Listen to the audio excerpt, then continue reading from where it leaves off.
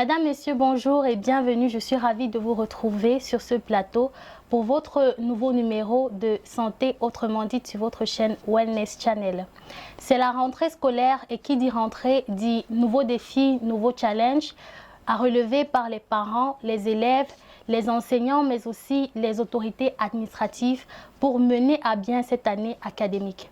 Alors aujourd'hui, nous allons nous intéresser plus précisément aux parents et nous allons nous interroger sur la responsabilité que les parents d'élèves ont dans l'éducation scolaire de leurs enfants.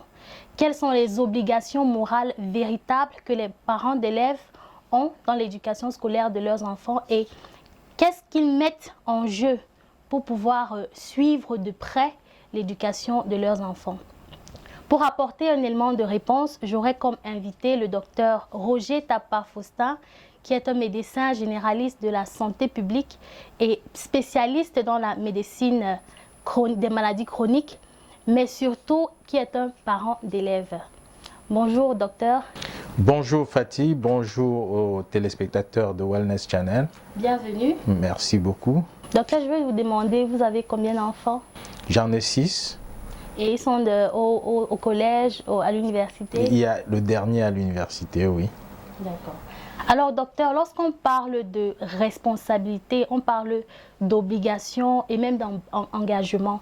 Pensez-vous que les parents de nos jours aient toujours cet engagement dans l'éducation scolaire de leurs enfants? C'est difficile de dire parce que là, il faut suivre les parents pour savoir à quel degré ils sont engagés. Mais ici, on peut se fier juste aux résultats qu'on observe sur le terrain. Quand on voit le comportement des enfants, ça reflète un peu le comportement et l'engagement des parents. Et sur ce plan, il ne faut pas se tromper. De nos jours, il y a beaucoup de faits à déplorer au niveau de l'éducation des enfants.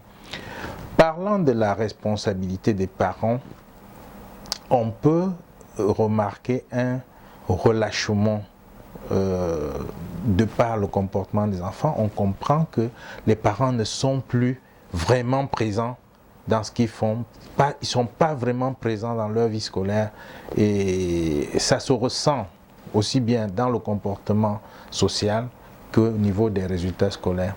Alors, vous venez de le dire, les parents ne sont pas vraiment présents dans la vie scolaire des enfants parce que certains parents pensent que lorsqu'ils envoient les enfants à l'école, c'est au formateur, parce que vous-même vous êtes formateur en plus d'être docteur, c'est au formateur de tout gérer, de s'occuper de tout concernant l'éducation scolaire. Quel est votre avis par rapport à cette affirmation? Oui, mon avis c'est qu'on ne va pas recréer le monde aujourd'hui. Le succès d'un enfant est connu depuis longtemps et on sait ce qui fait le succès d'un enfant. Comme disent les Américains, it take a village to raise a kid. C'est-à-dire que ça prend un village pour élever un enfant. Ça veut dire que ce soit au niveau des parents, au niveau de l'école ou au niveau des autorités, il y a une part de responsabilité qui est attribuée à quelqu'un. Et parlant de la responsabilité des parents, ils ont l'obligation, ce n'est pas une responsabilité financière seulement, ils ont l'obligation de suivre le comportement social de leurs enfants et de suivre leurs résultats scolaires. Et ça, c'est deux choses qui garantissent le succès d'un enfant dans la vie. Alors, parlons de succès d'un enfant. Le succès scolaire d'un enfant dépend à 50% de ce qu'il apprend à l'école et à 50% du suivi qu'il a à la maison. Qu'est-ce que vous en pensez? Est-ce que vous pensez que c'est vrai? C'est vrai, ça peut être vrai.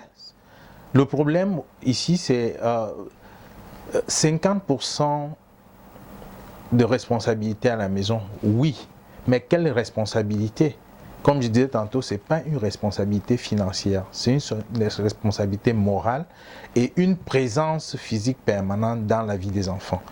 Vous vous rendez compte que de moins en moins, vous pouvez voir les parents qui ont le temps de communiquer avec les élèves, mais ils s'occupent des charges qui incombent l'éducation des élèves. Vous comprenez donc que la responsabilité matérielle ne suffit pas pour éduquer un enfant. Il faut être présent dans sa vie sociale, académique, familiale et même un peu plus. Donc aujourd'hui, 50% oui, et à l'école, vous comprenez bien que l'école, ce n'est qu'une continuité de la vie d'un enfant. Donc, si on a fait ce qu'il faut faire à la maison, la continuité sera d'autant plus facile. Et ça sera facile aux gens de l'école si l'enfant a été bien dressé à la maison. Si l'enseignant reçoit un enfant qui a raté son éducation de base et qui ne se comporte pas bien, il devient difficile pour l'enseignant de redresser cet enfant et de le mettre sur le droit chemin. Donc, la responsabilité de la maison est fondamentale, mais la responsabilité aussi des enseignants, des encadreurs qui sont des pères et des mères de famille est obligatoire à ce niveau. Mais la tâche leur sera rendue facile si, au niveau de la famille, on assure la base de l'éducation, à savoir le respect, la politesse, l'humilité, et ne pas rendre les enfants extravagants comme on le voit aujourd'hui. On reviendra peut-être sur cette extravagance pour voir les éléments qui rentrent effectivement dans l'extravagance et qui empêchent donc au personnel enseignant d'atteindre leurs objectifs faciles.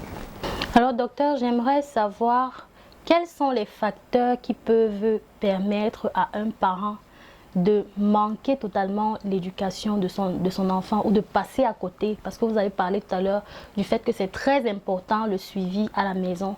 Quels sont donc les facteurs qui peuvent permettre à un parent de passer à côté de l'éducation scolaire de son enfant? Parlons des facteurs qui peuvent empêcher aux parents de remplir leurs devoirs, si on peut dire ainsi. Il y a le style de vie, il y a la vie en société. Si on prend par exemple le cas du Cameroun particulièrement, vous allez remarquer dans le programme des familles ces derniers temps un développement excessif des différents programmes. Vous verrez que les mamans ou les papas, ils font 2, 3, 4 réunions et même plus. Vous vous souvenez, dans les familles, vous allez entendre les amis du 15 aujourd'hui, les amis du 4 demain, les amis de ceci, la réunion des collègues et tout ça. Un parent qui a 3, 4 réunions par semaine, par mois, a très peu de temps à allouer aux enfants. Parce que les réunions, ce que ça entraîne, c'est que ça entraîne des responsabilités envers les membres. Et chaque fois qu'il y a un mort d'un membre, ils doivent aller au veillées. Et vous pouvez remarquer que quand nous on était petits à l'époque, il y avait rarement plus d'une veillée quand quelqu'un est mort. C'était à la veille de l'enterrement qu'il y avait la veillée.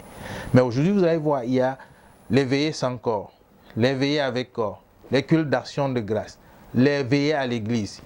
On a multiplié autour d'un mort tellement de programmes et des programmes nocturnes qui ne permettent aucunement pas aux parents de rester à la maison à l'heure qu'il faut pour s'occuper des enfants. Quand ce n'est pas la mère qui est dehors, c'est le père qui est dehors, ou les deux. Et ajoutez à ça que le week-end, il faut aller à l'enterrement. Il faut aller à l'enterrement. Hein? Et donc, toute la semaine, il y a les veillées, les réunions et tout ça. Le week-end, il y a les mariages, les enterrements et tout ça. Avec tout ce programme, vous ne pouvez pas attendre un miracle des parents. Tout leur temps est occupé par des choses qui malheureusement n'ont pas beaucoup à voir avec les enfants. Vous avez des parents qui voient l'enfant à peine. Quand on vient vous dire que votre enfant a fait telle chose, vous verrez des parents qui disent jamais mon enfant ne fera jamais. Mais ils ne connaissent pas. Ceux qui sont autour, qui connaissent l'enfant, ont un sourire narquois parce qu'ils savent que celui-là ne connaît même pas son enfant. Donc, l'une des raisons, c'est donc la multiplication des programmes extrafamiliaux qui obligent les parents à être dehors la plupart des temps. Alors, docteur, nous allons revenir juste après cette petite pause, mesdames et messieurs. À tout de suite. Pas normal que les parents remettent les responsabilités sur les professeurs. Le parent aussi doit comprendre une chose. Le parent doit causer avec son enfant d'abord avant de l'envoyer à l'école. Ce n'est pas forcément que c'est l'enseignant enseigne. Il ne doit pas tout apprendre à l'enfant. Oui, c'est ça. Le tout, c'est une question d'organisation.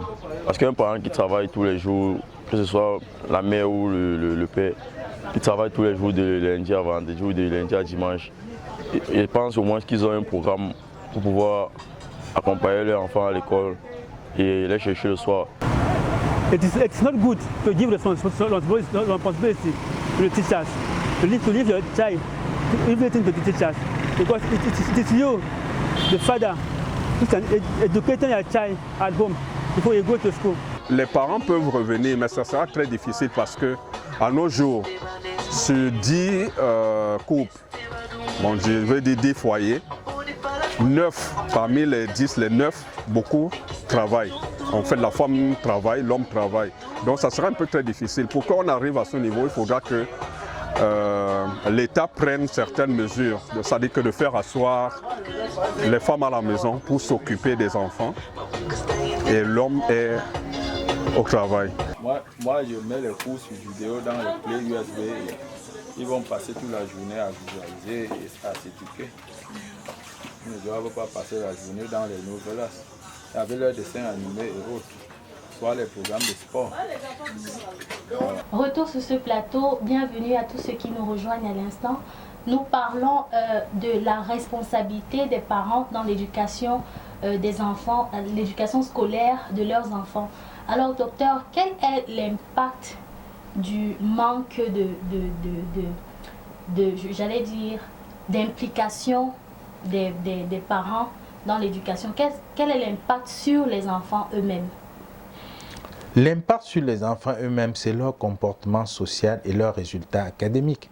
Vous savez qu'aujourd'hui, on a eu l'impression pendant longtemps qu'on préparait les enfants pour le diplôme. Les parents désillusionnent aujourd'hui parce que justement après le diplôme, il faut faire de l'enfant quelque chose. Et toute cette préparation se fait pendant le cursus. Ce n'est pas quand l'enfant a fini le bac ou la licence ou le doctorat qu'on cherche à savoir ce qu'il devient. C'est une préparation permanente et continue. Et cet impact est très négatif sur les enfants. Et on ne saurait ne pas mentionner aujourd'hui, on parlait tout à l'heure de l'extravagance de certains parents qui aujourd'hui se permettent de doter les enfants avec les objets technologiques qui deviennent un obstacle à leur évolution. Vous avez vu l'utilisation des téléphones, des smartphones par les enfants, avec Facebook, WhatsApp, TikTok, Likee, tout ce que vous voulez. Avec tous ces programmes et les films pornographiques qui sont à leur disposition dans ces appareils, c'est difficile que l'enfant puisse dormir à temps. C'est difficile qu'ils puissent se concentrer à l'école et c'est difficile d'autant plus que dans leur chambre, parfois ils ont des téléviseurs pour regarder leurs séries préférées. C'est un ensemble toxique qui ne peut pas permettre à un enfant de préparer son avenir, malheureusement.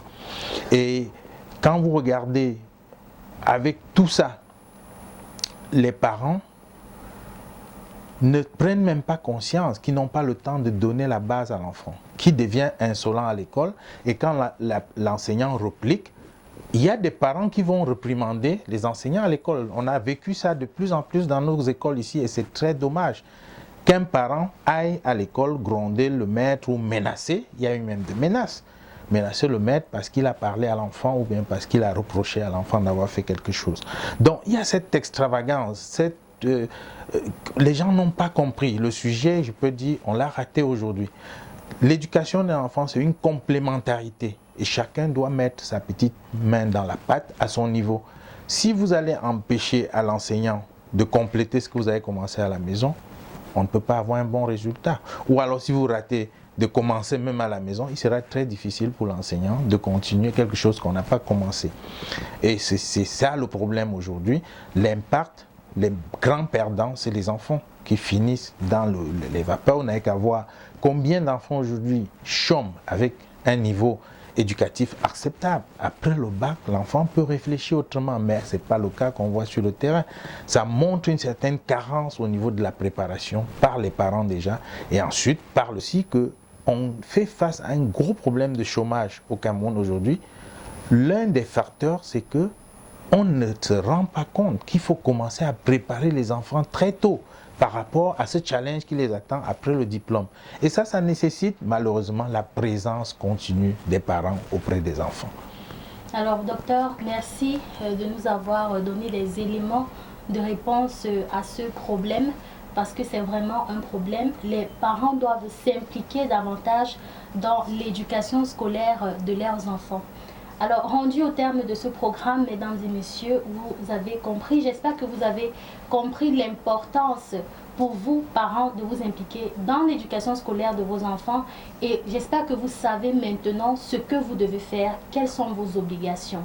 J'ai été ravie de partager ce programme avec vous et je serai encore plus ravie de vous retrouver pour un prochain numéro de votre magazine Santé Autrement Dit. D'ici là, portez-vous bien et surtout n'oubliez pas, s'informer, c'est s'assurer une meilleure santé.